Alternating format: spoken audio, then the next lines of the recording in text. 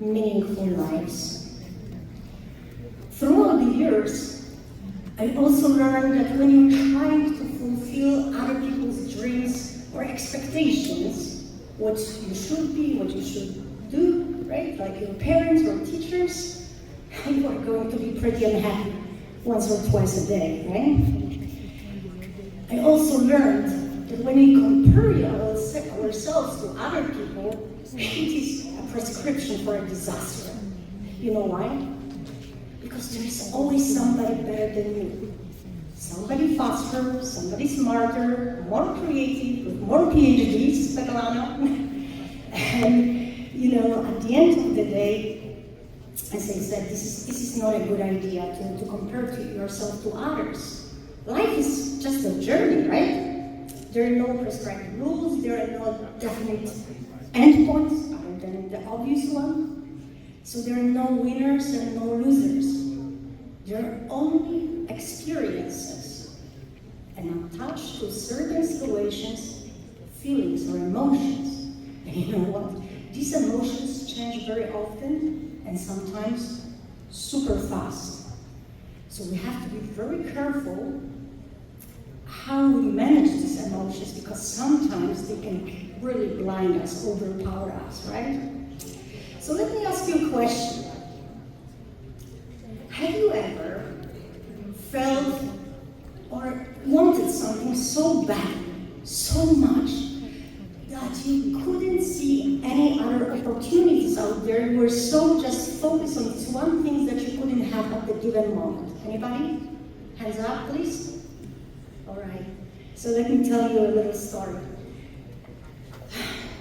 I was going to this, important event, and I wanted to be there on time, right? To make first good impression. We all know, especially people in business, how important this first good impression is. So I decided I would leave a little bit earlier, just, in case of traffic or something. So I'm getting ready, heading to my car, going to grab the keys. They're always there, this little table there next to the door, but they're not there. Oh well, I started looking for them in the most strange places you can imagine, under the bed, in the closet, in the bathroom. And the more I cannot find them, the more I feel panicky, right? You know this feeling? Here we go. Okay. So, I see myself being late to this meeting, and suddenly I have this little spark in my head. I go to the kitchen, open the drawer, and guess what? I found the wallet that I misplaced the other day. I know, it sounds like a story of my life, but please don't judge me here. I try my best. So, obviously, my mood changed, right? I became again helpful, hopeful, and happy. Ordered Uber, made it on time. So, the moral of this story is that when you are in a good mood, it is much easier to find solutions to the problems. But we are hardwired to see obstacles. We're hardwired to see problems. We are set up for survival, right?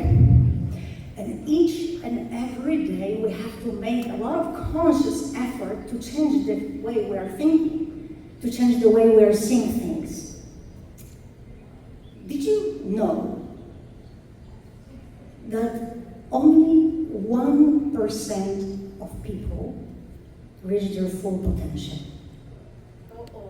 99% of us either don't want to get out of the comfort zone. Sometimes they live miserable lives. But let me tell you the story. This is the real story from my own practice. I was helping this young girl to become more confident, happier in life. She was very shy and so on, had problems with public speaking. A few weeks later, she comes to me and she says, hey, this really doesn't work very well, right? I'm like, okay, so let's look at some things, what we can do differently. Maybe we can find different strategies. But in the meantime, do you practice these tools? Do you practice these strategies I gave you? And she said, no, not really. So Why not? You know it is going to make you more confident, more resilient, more happy. And you know what she said? Yeah, but what if I don't like it? There are also people who know what they want, and they go to get it. But the moment they face obstacles, the moment they don't get what they want here and now, they quit because they think they failed. And there are also people, and possibly there's a lot of them, I don't have stats, but I'm just guessing. People who don't even want to start because they're afraid. They worry what other people think about them. They worry they are not good enough. They're scared of being humiliated, right? And most importantly, failure. But failure is a natural part of the pathway to success. You cannot succeed if you don't fail.